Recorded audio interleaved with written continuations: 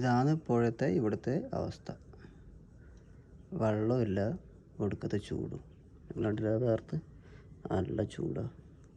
പിന്നെ ഞാൻ പറഞ്ഞത് ഇത് ഒരു പാറ പരിസരമാണ്, മൊത്തം പാറയാണ്. അപ്പോൾ അതുകൊണ്ട് ചൂടത്ത് വീട്ടിൽ പോലും നിൽക്കാനാവത്തില്ല.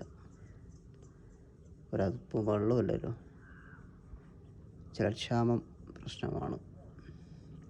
ഇവിടെ കുടിവെള്ള പദ്ധതി ഉണ്ട്, പക്ഷേ കിണറിൽ വെള്ളമില്ല. അതുതന്നെ വെള്ളം അടിച്ചാൽ തന്നെ കുറച്ച് പേർക്ക് വെള്ളം കിട്ടത്തുള്ളൂ.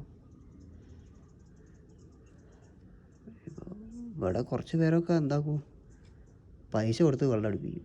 ഇവിടെയൊക്കെ വെള്ളം അടുപ്പിക്കലാണ് പൈസ കൊടുത്ത്. 1000 റുപ്യ കൊടുത്തിട്ട് ഇത്ര 400 ലിറ്ററോ അങ്ങനെന്തോ അടുപ്പിക്കല പൈസ കൊടുത്തിട്ട്.